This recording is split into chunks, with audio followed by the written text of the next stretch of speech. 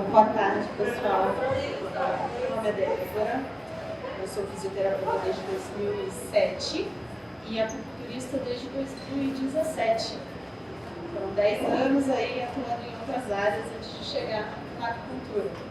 Já passei por ortopedia, pela própria UTI também, da Secretaria de Saúde, mas a minha paixão mesmo é a acupuntura. Hoje eu trabalho ainda na Secretaria de Saúde, no núcleo de apoio à saúde da família e atenção básica, NASF. Eu sou a famosa fisioterapeuta do coxinha.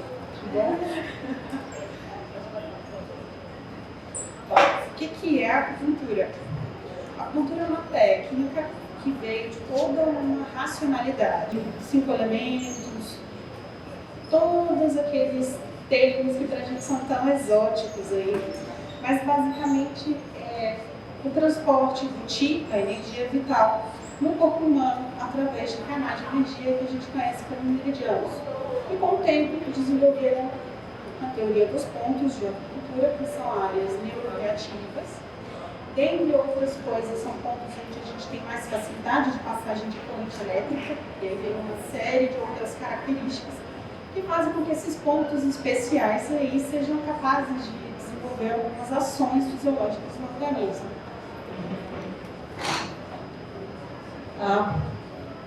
Se é uma racionalidade oriental, como é que a acupuntura chegou no Brasil? A gente tem vários marcos aí, mas os principais estão aqui na tela. Se veio de fora, veio com imigrantes. Veio primeiro com os chineses em 1812, através de um pedido do Dom João VI, que autorizou a chegada de 2.000 chineses aí para trabalhar em campos de produção de chá. Eram lavouras experimentais, então se precisava de produtores experientes para vir. Eles ficaram no Rio de Janeiro para trabalhar no Jardim Botânico. E mais tarde, em 1908, nós tivemos aí os japoneses chegando também.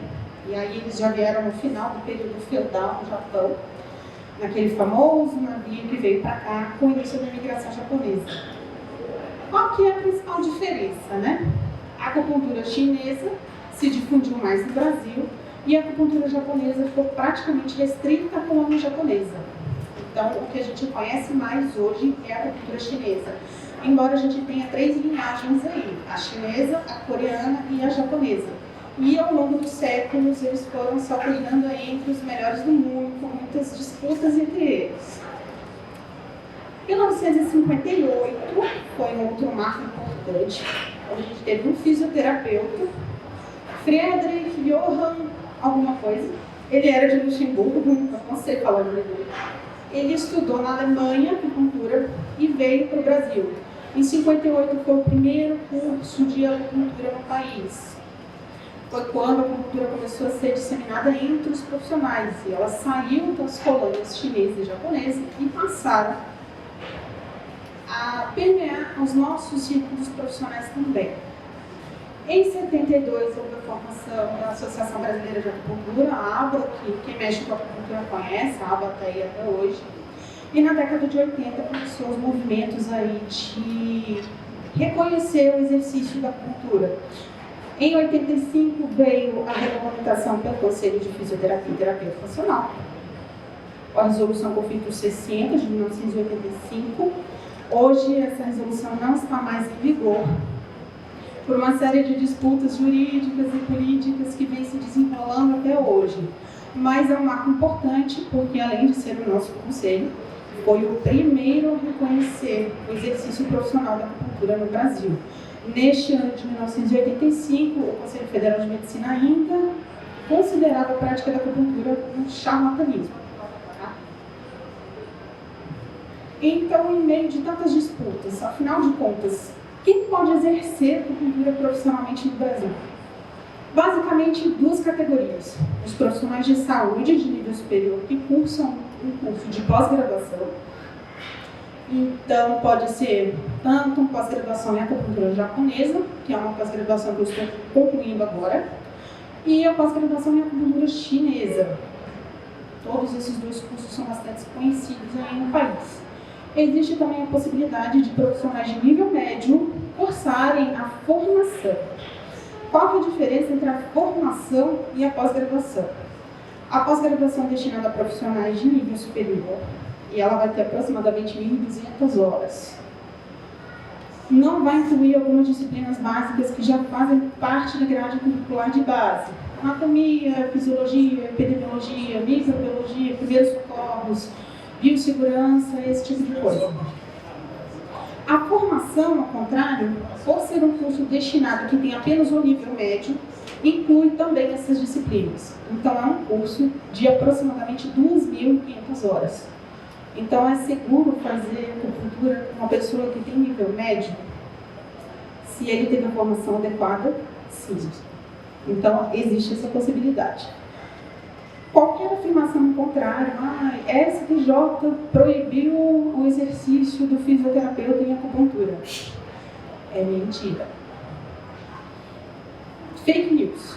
De tempos em tempos surgem novas notícias por conta das disputas que existem entre conselhos, a lei do ato médico, que teve o texto relativo à acupuntura vetado, boa parte de vocês já deve saber disso. O que nós temos hoje de regulamentação é norma de cada conselho, que reconhece ou não a prática para aqueles que são disciplinados por esses conselhos. E nós temos hoje um projeto de lei, que é o 5.983 de 2019, que está tramitando hoje em dia no Senado, está na Comissão de Assuntos Sociais do Senado, aguardando audiência pública. Tá? Esse projeto está tramitando há mais de 15 anos. É um projeto de lei do Celso Russomano, se não me falha a memória. E ele regulamenta o exercício profissional da acupuntura. Segundo esse projeto de lei, quem pode atuar?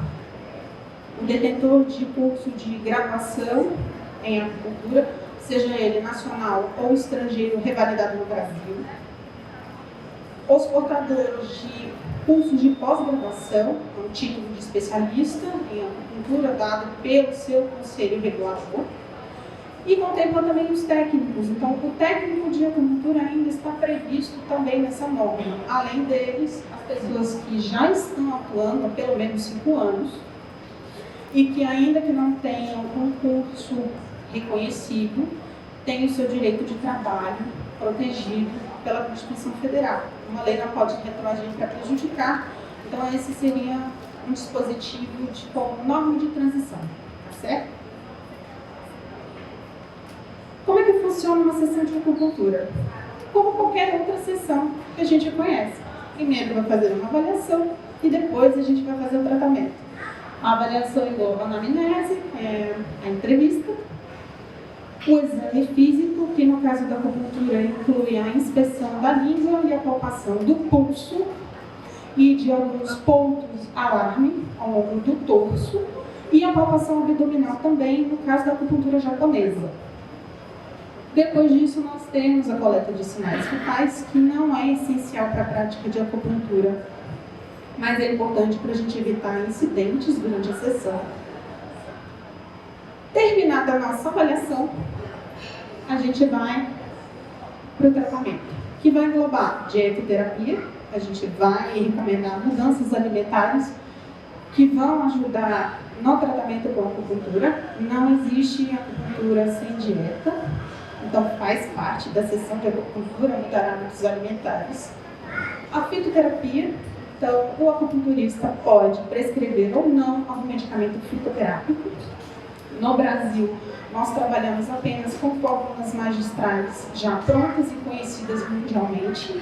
Nós não temos formação suficiente para construir uma fórmula como os chineses constroem. Eles mandam o indivíduo ir numa farmácia e colocar X% de erva A, X% de erva B, Y% de erva C. A gente não faz isso aqui. Nós usamos apenas fórmulas que já estão prontas e são importadas, tá? E a gente entra na estimulação dos pontos, que é a parte mais conhecida que está aqui na fotografia, as famosas agulhas de acupuntura. Não temos estímulos apenas com agulhas, nós temos estímulo com massagem, e isso também é acupuntura. Então, tuinar também é acupuntura. acupuntura. É uma massagem tradicional chinesa que deu origem ao Douyin, que é uma massagem japonesa, para ver como as culturas se desenvolveram em paralelo. Também podemos estimular os pontos com calor, que é algo muito próprio da fisioterapia também, com laser, com correntes elétricas, com ventosa, com semente e por aí vai. Tem N estímulos. O único parêntese aqui é que o calor é utilizado na forma de moxa, é a queima na lã de artemisia, é colocado sobre os pontos ou sobre algumas áreas específicas. E nós temos também os exercícios terapêuticos. Então a gente vê que é uma racionalidade que, embora oriental, é muito próximo do que a gente faz na fisioterapia. O Liang Kun é uma sequência de exercícios que foi desenvolvida por um médico ortopedista chinês para tratar problemas articulares.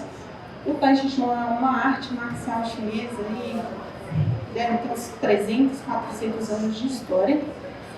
E é muito eficaz para tratar problemas de coluna. Então, a gente tem N meta-análises aí que mostram que Tai Chi Chuan mais cinesioterapia convencional é mais eficaz do que a fisioterapia isolada. Então a gente tem uma área de atuação bastante vasta. Temos automassagem também, que é a estimulação dos pontos pelo próprio indivíduo. Ele aprende os pontos com o terapeuta dele e vai estimular em casa. Quem procura acupuntura? A gente já viu quem pode fazer, mas quem procura o nosso serviço? Maioria mulheres, entre 40 e 59 anos. Boa parte delas com nível superior completo ou ensino médio completo. Então, nós estamos falando de pessoas com um nível de escolaridade um pouco mais alto e, como consequência disso, um poder aquisitivo relativamente maior também. Principais queixas que aparecem. Disparado dor. A maior queixa que aparece no consultório de acupuntura é dor musculoesquelética. Dores em geral também, mas mais as dores musculoesqueléticas. Então não dá para dissociar muito a acupuntura de outras especialidades. Basicamente, o fisioterapeuta que trabalha com acupuntura é um generalista, porque ele vai mexer tanto com ortopedia, com reumato, com gineco, com pediatria, com geronto, com tudo. Mantenham-se generalistas, porque aqueles que querem atuar nessa área precisam muito disso. Em segundo lugar, vem os problemas mentais ou emocionais e os sintomas gerais. Cansaço, dor de cabeça, às vezes a gente tem gente procurando para infertilidade também, para indução de parto, já está ficando bastante famoso, tem muita gente em Brasília trabalhando com isso e é bem eficaz. Queda de cabelo, zumbido, e nós temos N sintomas. Enquanto desde incontinência urinária até dor de cabeça, é só tudo. É bastante versátil. Então, qual o conselho que eu dou para vocês? Nós temos basicamente senhoras com desordens musculoesqueléticas crônicas e com transtorno mental associado. Então, se você não gosta de atender um paciente com perfil crônico e que é poliqueixoso, a acupuntura não é para você, porque essas pessoas são a maioria do seu consultório. Qual que é a importância da acupuntura para a gente no contexto da fisioterapia? Gente, dor. Dor. Um acupunturista é capaz de inibir a dor imediatamente. Não é que você vai fazer a sessão de acupuntura hoje e vai melhorar daqui 2 dias. Você melhora agora, imediatamente.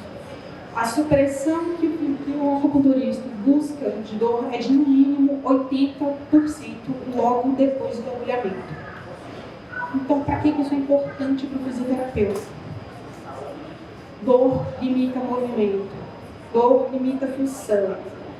Se a gente tem uma ferramenta que elimina a dor imediatamente, a gente consegue liberar a pessoa para fazer o exercício terapêutico mais rápido. Então, é uma ferramenta que ajuda muito na hora de liberar a cinesioterapia, que é o carro-chefe da fisioterapia nas mais diversas áreas. Hoje, nós vivemos uma vida sedentária, com muito estresse, e a acupuntura também é capaz de trabalhar nas desordens mentais. Então, para o estilo de vida que a gente tem hoje, de pessoas sedentárias e estressadas, e sofrendo com os efeitos físicos desses problemas, A acupuntura é algo que agrega muito valor na sua sessão. Quanto que ganha hoje um profissional de acupuntura? Depende. Lembra que a gente está falando de pessoas com poder aquisitivo maior, então é um público que paga. E é um público que está disposto a pagar caro pela sessão. Então tudo vai depender do consultório que você oferece, da sua imagem pessoal, da forma como você se apresenta, da variedade de técnicas que você tem para oferecer. Então, tem acupunturista ganhando 2 a 3 mil reais e tem acupunturista ganhando mais de 25 mil por mês. É possível. Depende da sua capacidade de gerir um negócio. E é isso, pessoal. Obrigada.